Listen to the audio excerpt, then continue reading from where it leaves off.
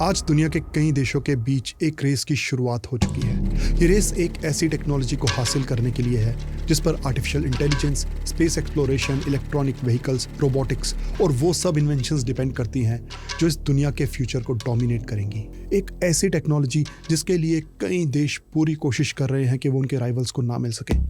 एक ऐसी टेक्नोलॉजी जिसकी वजह से आज अमेरिका और चाइना एक कोल्ड वॉर लड़ रहे हैं। एक ऐसी टेक्नोलॉजी जो आज दुनिया की दी मोस्ट इंपॉर्टेंट टेक्नोलॉजी बन चुकी है, microchips. These tiny transistors are destined to play a big part in our electronic age. They will make possible smaller, more compact electronic devices. Computers are supposed to make life easier. About 1 in 3 American households has bought that theory.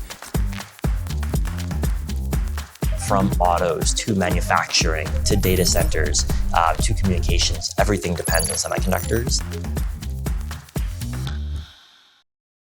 वो smartphones हो, computers हो, cars हो, fighter jets हो या फिर space rockets, इन सब चीज़ों में एक चीज़ कॉमन है जिसके बिना इनमें से कोई भी चीज़ काम नहीं कर सकती। और ये सब चीज़ें ही नहीं बल्कि आज पूरी की पूरी टेक इंडस्ट्री इस एक चीज़ पर डिपेंड करती है। कभी हम इसे सेमीकंडक्टर्स बुलाते हैं, कभी इंटीग्रेटेड सर्किट, कभी माइक्रो प्रोसेसर्स, कभी माइक्रो चिप्स और कभी शॉर्ट में सिर्फ चिप्स। चिप किसी भी मॉडर्न टेक्नोलॉजी के पीछे का दिमाग है। ये छोटे छोटे मेटल के पीसेस आज हमारी पूरी दुनिया को चला रहे हैं। चिप्स आज एक रेगुलर इंडस्ट्री से हटकर एक स्ट्रैटेजिक इंडस्ट्री बन चुकी है और आज हालात ये बन चुके हैं कि ये मेटल के पीसेस दुनिया में जियोपॉलिटिकल टेंशंस क्रिएट कर रहे हैं। 更是被外族侵占。 We seek competition, not conflict with China. About Taiwan Semiconductor is something that they want to take over.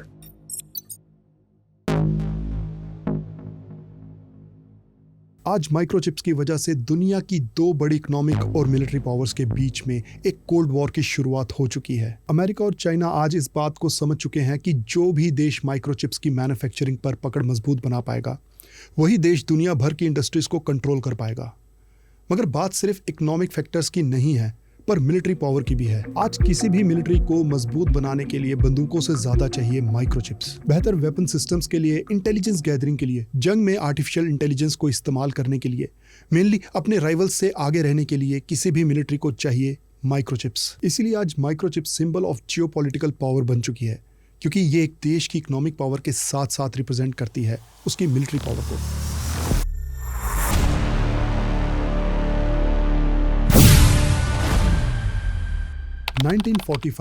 USA को मिला अपना पहला इलेक्ट्रॉनिक प्रोग्रामेबल कंप्यूटर, जिसे यूएस मिलिट्री इस्तेमाल करती थी बैलिस्टिक्स की ट्रेजेक्टरी कैलकुलेट करने के लिए।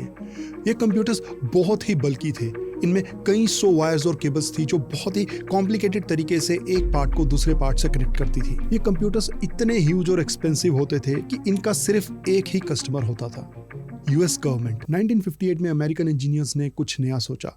उन्होंने सोचा कि कैसे भी करके उस वक्त के कंप्यूटर्स में जो इलेक्ट्रिक वायर्स का कॉम्प्लिकेटेड जाल बना हुआ था उससे छुटकारा पाया जाए। और इन्वेंशन हुई पहले इंटीग्रेटेड सर्किट की। उस वक्त एक ऐसी टेक्नोलॉजी इन्वेंट हो चुकी थी जिसे ट्रांजिस्टर कहते थे। ट्रांजिस्टर एक छोटा सा electronic on end off switch है जो इलेक्ट्रिक करंट के फ्लो को बहुत ही एक्यूरेटली कंट्रोल करता है। सो उन्होंने इन ट्रांजिस्टर्स को सिलिकॉन की पतली शीट पर इंस्टॉल करके इंटीग्रेटेड सर्किट्स को इन्वेंट किया। और इस काम के लिए सिलिकॉन को यूज करने के दो रीजंस थे। पहला कि सिलिकॉन एक ऐसा एलिमेंट है जो हमारी धरती पर बहुत ही ज्यादा मात्रा में पाया जाता है, इतनी ज्यादा मात्रा कि ये ऑक्सीजन के बाद धरती पर पाया जाने वाला सेकेंड मोस्ट अबंडेंट एलिमेंट है। और दूसरा कि सिलिकॉन एक सेमीकंडक्टर है। अब सेमीकंडक्टर एक ऐसा मटेरियल है जो कंडक्टर्स यानी जो करंट को पास होने देते हैं और इंसुलेटर्स यानी जो करंट को पास नहीं होने देते, इन दोनों की ही प्रॉपर्टीज कैरी करता है। वैसे तो अपनी प्योर स्टेट में सिलिकॉन इलेक्ट्रिसिटी का एक बहुत ही खराब कंडक्टर है, मगर इसकी कंडक्टिव प्रॉपर्टीज फास्फोरस और बोरॉन जैसे एलिमेंट्स के साथ मिलाकर बढ़ाई जा सकती है। मतलब इसे एज अ सेमीकंडक्टर इस्तेमाल करते हुए यानी कंडक्टर्स और इंसुलेटर्स दोनों की ही प्रॉपर्टीज को यूज करते हुए इलेक्ट्रिक करंट के फ्लो को ऑन और ऑफ किया जा सकता है। तो इलेक्ट्रॉनिक डिवाइसेस में जिस काम को करने के लिए पहले हम ढेर सारी वायर्स को यूज करते थे, अब वही काम एक छोटी सी सेमीकंडक्टर चिप कर सकती थी। और इस छोटे से बदलाव ने दुनिया को हमेशा के लिए बदल दिया। But transistors are no longer just an experiment. Looking for a powerful home computer? its browser, known as Internet Explorer. Wait a minute, but क्या आपने यहाँ सोचा कि कैसे एक ट्रांजिस्टर को ऑन एंड ऑफ करना, मतलब कि इलेक्ट्रिक करंट के फ्लो को कंट्रोल करना इतना रेवोल्यूशनरी हो सकता है कि इसने पूरी दुनिया को ही बदल डाला? Well, the logic behind is कि जिस तरह हम इंसानों की दुनिया डिफरेंट लैंग्वेजेस के सहारे काम करती है, वैसे ही डिजिटल रेल्म काम करती है सिर्फ एक फंडामेंटल बाइनरी लैंग्वेज पर, मतलब the ones and the zeros, जिसे हम बिट्स ऑफ डेटा भी कहते हैं, और ट्रांजिस्टर्स इसी प्रिंसिपल पर काम करते हैं। जब भी एक ट्रांजिस्टर ऑन एंड ऑफ होता है तो वो एक सिग्नल सेंड करता है। अगर ट्रांजिस्टर ऑन होगा तो वो 1 का सिग्नल सेंड करेगा, और अगर ऑफ होगा तो 0 का सिग्नल। पर जब सिर्फ एक ही सिंगल ट्रांजिस्टर 1s और 0s के सिग्नल सेंड कर रहा हो तब वो कोई मायने नहीं रखता। पर जब हजारों या फिर लाखों ट्रांजिस्टर्स एक सही सीक्वेंस में सिग्नल्स प्रोड्यूस करें तब वो वैसे ही काम करता है जैसे कोई छोटा सा दिमाग काम कर रहा हो। मतलब ये मिनिस्क्यूल से सिग्नल 1s और 0s फाउंडेशन बने मॉडर्न कंप्यूटिंग के, कम्युनिकेशन के, सोशल मीडिया के, रोबोटिक्स के, और आज AI जैसी टेक्नोलॉजी के। और इन 0s और 1s के बाइनरी रेवोल्यूशन का धड़कता दिल बना microchips. Since they were invented, microchips have evolved and have become electronic superbrains. सो जरूरी बात ये निकल के आती है कि एक चिप उतनी ही ज्यादा पावरफुल होगी जितने ज्यादा उस पर ट्रांजिस्टर्स होंगे।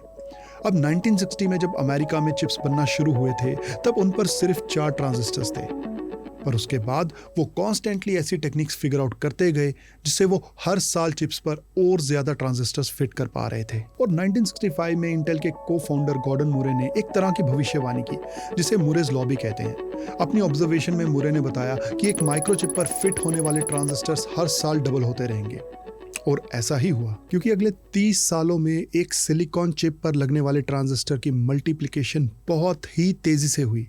ये चिप्स फास्टर और स्मॉलर बनते गए, और इन चिप्स की बदौलत 90s का टाइम आते आते अमेरिकन्स अपने घरों में ऐसे कंप्यूटर्स यूज़ कर रहे थे जो उन कंप्यूटर्स से भी फास्ट थे जो नासा ने अपने लूनर मिशन में इस्तेमाल किए थे।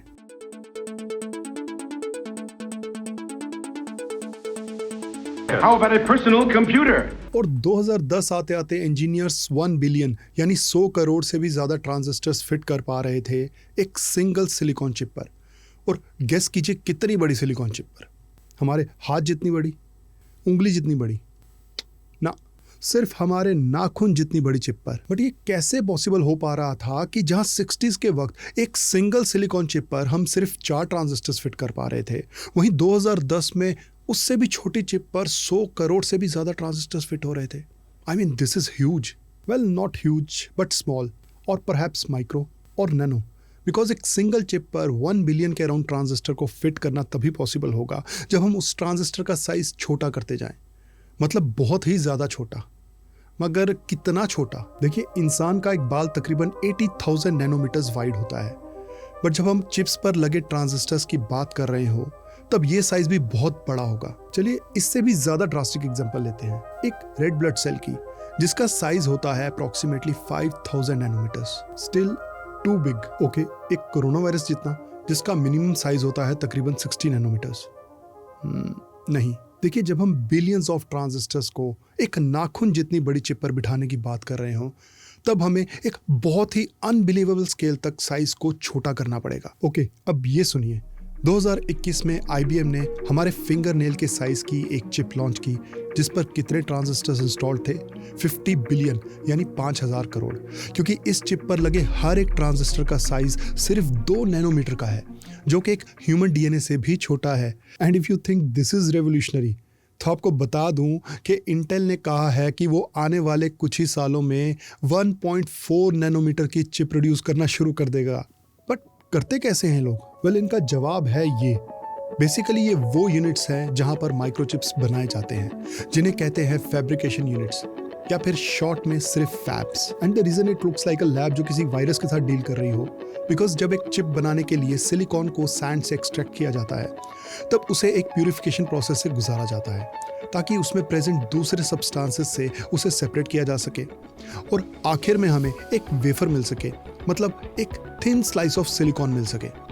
और ये सिलिकॉन वेफर इतना प्योर हो जाता है कि इसमें प्रेजेंट इम्प्योरिटीज बस उतनी ही रह जाती है जितना कि अर्थ के पूरे डायमीटर में 1 सेंटीमीटर होता है। इसीलिए धूल का एक सिंगल पार्टिकल भी अगर इन फैब्स में घुस जाए और किसी एक माइक्रोचिप पर गिर जाए तो वो उसको पूरी तरह बर्बाद कर सकता है। अब जितना इंटरेस्टिंग इन चिप्स के बारे में जानना था, उतना ही जरूरी है इन चिप्स की वजह से पैदा हो रहे जियोपॉलिटिकल टेंशंस के बारे में समझना। I've made sure the most advanced American technologies can't be used in China. Game on here, a trade war between the United States and China. Joe Biden has called China a ticking time bomb.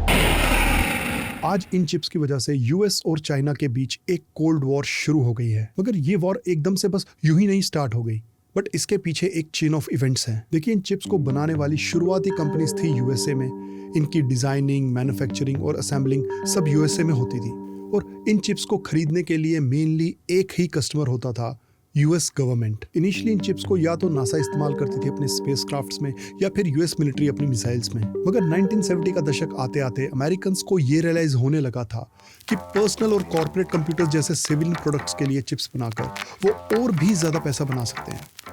मगर फिर जरूरी ये भी था कि इन chips को और ज्यादा क्वांटिटी में और कम से कम प्राइस में बनाया जाए। It's simple economics. सो बहुत सी चिप कंपनीज ने इन चिप्स को मैन्युफैक्चर और असेंबल करने के लिए जापान, साउथ कोरिया, ताइवान जैसे देशों में फैब्रिकेशन प्लांट्स लगाना शुरू कर दिए। और यूएस गवर्नमेंट ने भी कंपनीज के इस मूव को सपोर्ट किया, क्योंकि थे तो ये सभी देश यूएस के अलाइज, और उनके वहाँ चिप मैन्युफैक्चरिंग प्लांट्स लगाने से उनकी इकोनॉमीज ग्रो करने लगी और यूएस के साथ उनके रिश्ते और भी ज़्यादा मजबूत बनने लगे। मगर अमेरिका ने इस बात का भी पूरा ध्यान रखा कि ये देश सोवियत यूनियन और चाइना जैसे अमेरिकन राइवल्स के साथ चिप टेक्नोलॉजी शेयर ना कर पाए, क्योंकि अमेरिकन्स जानते थे कि उनकी सुपर पावर बनने की एक बहुत बड़ी वजह थी उनकी टेक इंडस्ट्री, और अगर वो अपने राइवल से आगे रहना चाहते थे तो उसके लिए ये बहुत ज़रूरी था कि फिर उनके राइवल्स एडवांस चिप्स बनाने में उनसे सालों पीछे रहें। अब राइवल्स तो पीछे थे, बट अमेरिका के अपने एलाइज ने ही अपनी खुद की चिप इंडस्ट्री में इन्वेस्टमेंट्स बढ़ाना शुरू कर दी, जिससे उनके कुछ ब्रांड्स बहुत ही बड़े और ग्लोबल बनते गए, जैसे जापान की तोशिबा, साउथ कोरिया की सैमसंग और सबसे इंपॉर्टेंट ताइवान की TSMC, जो है first global manufacturer of microchips. Taiwan semiconductor manufacturing company यानी TSMC में भी ज़्यादातर लोगों ने तो इसका नाम भी नहीं सुना होगा, मगर इस एक कंपनी के पास आज पूरी दुनिया को रोक देने की ताकत है, क्योंकि दुनिया की 90% मोस्ट एडवांस चिप्स ये अकेली कंपनी मैन्युफैक्चर करती है। इसीलिए ताइवान की इस कंपनी के बिना पूरी दुनिया की डिजिटल इकोनॉमी एकदम से क्रैश हो सकती है। मगर TSMC जितनी ज़रूरी बाकी दुनिया के लिए है, उतनी ही ज़रूरी खुद ताइवान के लिए भी है, क्योंकि ताइवान की GDP का 13 से 15% शेयर सेमीकंडक्टर से आता है और अकेले TSMC की market value is half the size of Taiwan economy.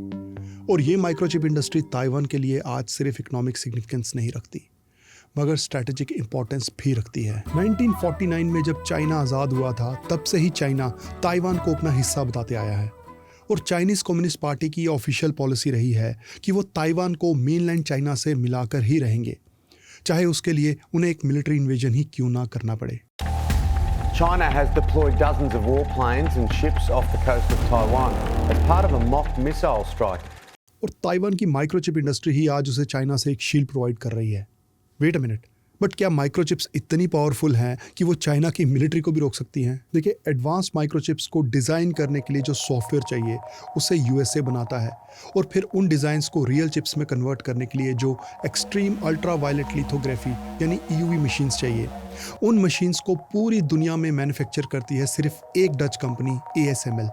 But again, इस मशीन को मैन्युफैक्चर करने के लिए जो इक्विपमेंट चाहिए वो प्रोवाइड करता है यूएसए, और उसके बाद टीडियस और कॉस्टली फैब्स के थ्रू माइक्रोचिप्स को मैन्युफैक्चर करने का काम मेनली करता है ताइवान, जो कि दुनिया के 90% से भी ज़्यादा एडवांस माइक्रोचिप्स प्रोड्यूस करता है। तो इससे हमें पता चलता है कि वैसे तो इस माइक्रोचिप इंडस्ट्री का किंग पिन है अमेरिका, बट आज सुपर पावर अमेरिका अपनी tech industry, space industry, defence industry को चलाने के लिए डिपेंडेंट है ताइवान पर, क्योंकि अल्टीमेटली चिप्स तो वही मैन्युफैक्चर कर रहे हैं।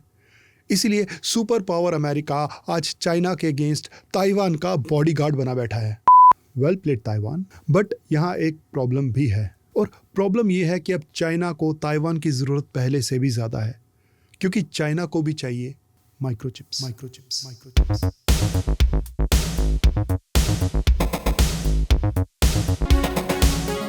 आज हम जानते हैं कि चाइना एक इंडस्ट्रियल सुपर पावर है और वर्ल्ड स्टेज पर अमेरिका से आगे निकलने के लिए हर मुमकिन कोशिश कर रहा है। और आज के टेक डोमिनेटेड वर्ल्ड में ऐसा पॉसिबल तभी हो पाएगा अगर चाइना को मिलेंगी एडवांस्ड माइक्रोचिप्स। और चाइना की ये माइक्रोचिप्स के लिए भूख सिर्फ उसकी इंडस्ट्री या इकोनॉमी को आगे बढ़ाने के लिए नहीं है ना, ये भूख है उसकी मिलिट्री को एडवांस्ड बनाने के लिए। पर अगर चाइना वर्ल्ड का सबसे बड़ा चिप कंज्यूमर है और ताइवान दुनिया का सबसे बड़ा चिप मैन्युफैक्चरर, तो ये कोरिलेशन क्लियरली बताता है कि चाइना ही ताइवान का सबसे बड़ा कस्टमर भी होगा। और फिगर्स की बात करें तो ताइवान में बनने वाली 60% माइक्रोचिप्स को तो चाइना खरीदता ही आया है, पर पूरी दुनिया में बनने वाली माइक्रोचिप्स का 75% हिस्सा चाइना अकेले कंज्यूम कर रहा है। और जितनी चिप्स चाइना कंज्यूम कर रहा है उसका सिर्फ 15% वो खुद प्रोड्यूस कर रहा है, जिनमें से ज़्यादातर बेसिक कैटेगरी की ही चिप्स हैं। राइट? Not exactly. कुछ समय पहले अमेरिका को एक शॉक लगा जब चाइना ने मेट 60 नाम से एक फ़ोन लॉन्च किया। इस फ़ोन ने अमेरिका को ये बात क्लियर कर दी कि चाइना आज चिप टेक्नोलॉजी में अमेरिका से उतना भी पीछे नहीं है जितना पीछे उसे अमेरिका रखना चाहता था, अलग अलग तरह की ट्रेड रिस्ट्रिक्शंस लगाकर। क्योंकि चाइना के इस फ़ोन को चलाता है किरिन 9000 प्रोसेसर, और ये प्रोसेसर इतना एडवांस्ड है कि इस पर फिट होने वाले हर एक ट्रांजिस्टर का साइज़ सिर्फ 7 नैनोमीटर है। और इंटरेस्टिंगली चाइना ऐसी एडवांस चिप बना पाया है अमेरिकन माइक्रोचिप टेक्नोलॉजी को यूज करके। Oops. Now, in a major blow to the United States in the semiconductor war, China has made a major breakthrough in the microchip manufacturing. Well, there is this machine called Extreme Ultraviolet Lithography Machine, यानी EUV, जो कि अभी 3 nanometres तक की chip बना पाई है। और जैसा मैंने आपको बताया कि ये मशीन पूरी दुनिया में सिर्फ एक डच कंपनी बनाती है, ASML। अब ये मशीन बनी है अमेरिकन टेक्नोलॉजी की मदद से, उस टेक्नोलॉजी की मदद से जिसे डेवलप करने में कई डिकेड्स लगे प्लस मिलियंस ऑफ डॉलर्स का खर्चा हुआ, और जिसे ASML चाइना को बेचने का सोच भी नहीं सकता, नेवर। बट ASML को इस बात की इजाज़त है कि वो बेच सके मशीन कॉल्ड DUV, यानी डीप अल्ट्रावायलेट लिथोग्राफी, जो कि EUV के कंपैरिजन में एक पुरानी टेक्नोलॉजी है।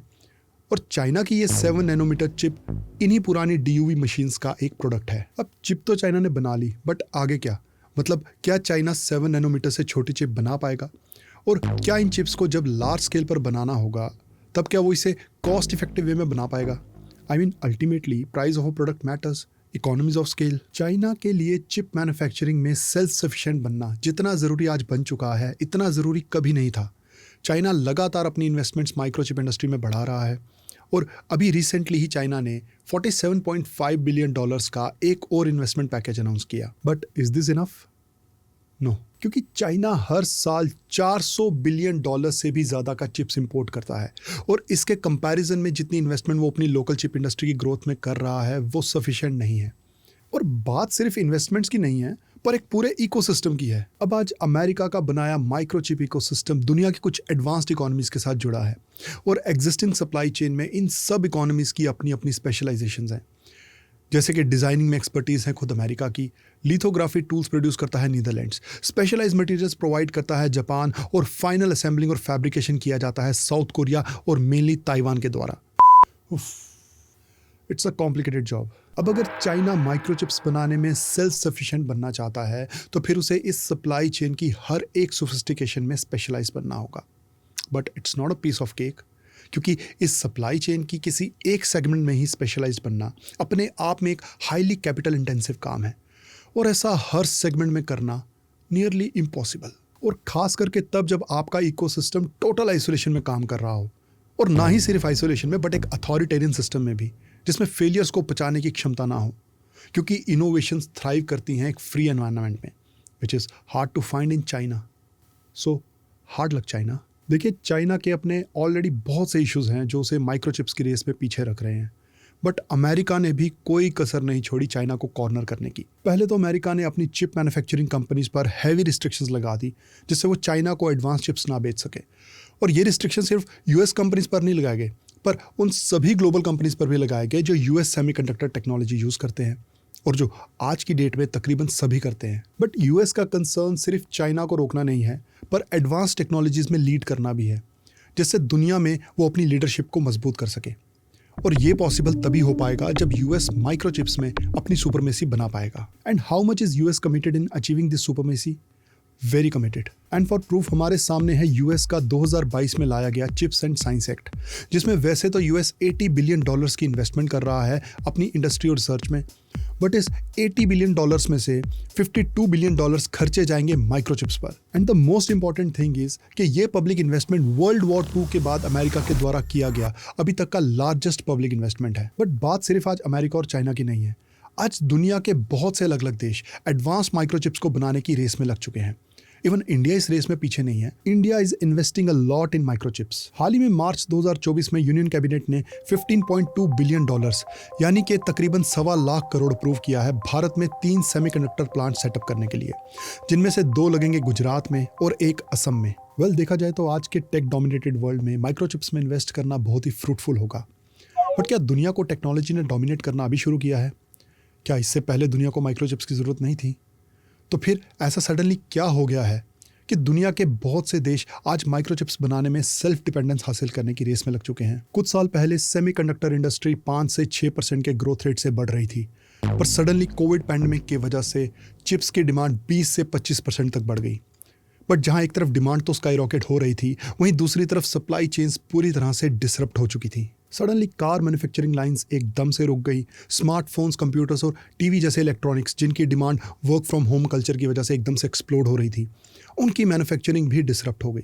अचानक से पूरी दुनिया को रियलाइज होने लगा था कि माइक्रोचिप्स की सप्लाई के बिना उनकी इकोनॉमीज का ग्राफ एकदम से गिर सकता था। मतलब कि माइक्रोचिप्स के बिना वो कितने वल्नरेबल थे, बिकॉज अंटिल 2020 चिप्स हमेशा से अवेलेबल थे और सडनली फिर वो नहीं थे।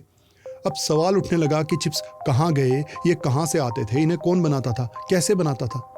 दुनिया भर को यह एहसास हो चुका था कि वो इन छोटी छोटी माइक्रोचिप्स पर कितने डिपेंडेंट हैं। और यही वो टाइम था जिसने माइक्रोचिप्स को एक रेगुलर टेक इंडस्ट्री से एक स्ट्रैटेजिक इंडस्ट्री बना दिया। Today there can't be any innovation without microchips, there is no national security without microchips, and probably there is no green without microchips. और पिछले 50 सालों तक वर्ल्ड की जियोपॉलिटिक्स डिपेंड करती थी कि ऑयल कहाँ से आता है, बट कम से कम अगले 50 साल तक ये डिपेंड करेगी इस बात पर कि माइक्रोचिप्स कहाँ से आते हैं।